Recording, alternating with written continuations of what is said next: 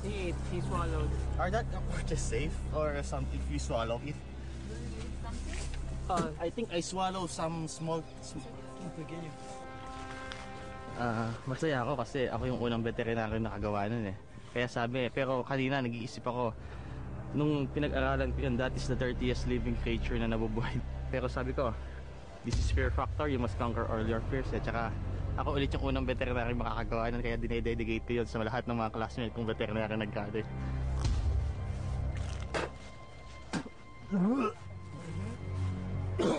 Although I'm very sad kasi naswag. Bumaka dito, gumagana na ako, hindi, gusto kong ilabas eh. Eh nandito na, lunukin ko na lang ah. Maliit lang naman pero, that's still a cockroach. Cockroach na rin niya.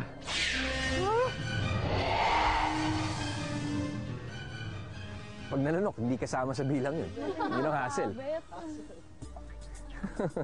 Kung gusto nyo, kung isa lang ang talagang pinag-aalabanan ninyo, edi pa x-ray tayo. Baka kasama sa bilang, di ba? Ano, Savannah? Ikaw, Jana? Nakahapon eh. Baka pwede sa Savannah. Ayan, si Elmer. Ano sabi ng Dr. Elmer?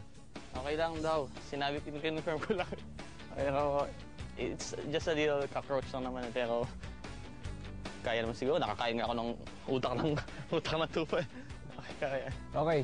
O, Savannah, gusto mo nang gawin? Apo. Okay.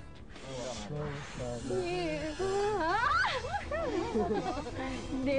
Sarado ko na lang. Ayoko ba rin? Hindi ka ba takot sa ipis, Savannah? Hindi naman po. Savannah, nung utak ng tupa yung kinakain, ikaw ang pinakamabilis. Ay. Opo. Ang sa akin, hindi ako magugulat kung si Savannah ang magtagumpay sa hamon na to. Hindi ka talaga madidirihin, ano? Hindi masyado. Tutuloy mo? Tuloy ko, syempre. Okay. Eto na ang simula ng iyong hamon, Savannah. 3, 2, 1, vamos, Savannah.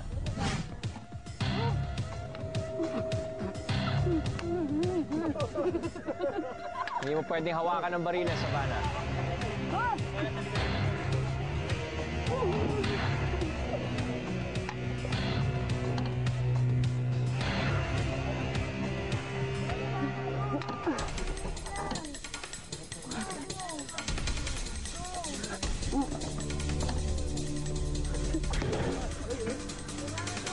Kaya mo yan, Savannah.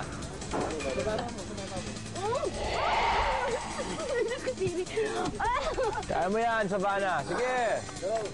Naumpisa mo na rin naman. Bilisan mo na.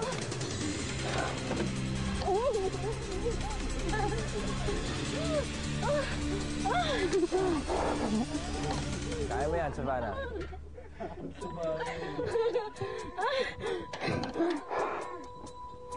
Go, go.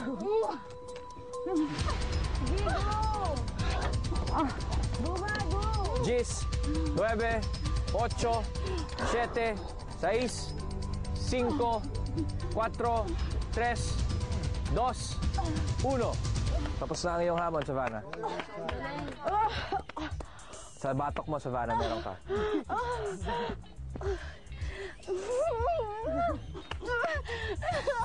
Gusto mo masuka, Savannah? Parang pumasok sa ilong ko. Singa mo, singa mo. Singa mo. Meron? Singa mo. Singa mo. Ito. Ano, Savannah? Kamusta yun? Hindi ko alam. Hindi ko na alam. Nakakatibang yung mukha, Savannah? Oo nga, di. Okay. Nacho?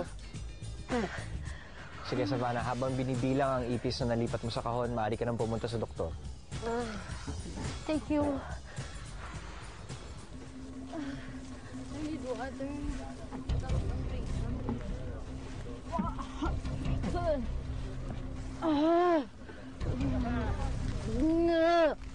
Kadiri. I need a gargle.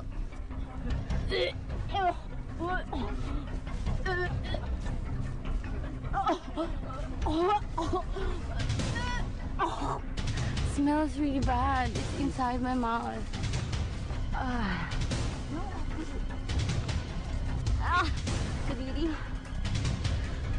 Kati-kati ng face ko, tapos parang nasusuka ako. Gusto ko na magsuka niya pa.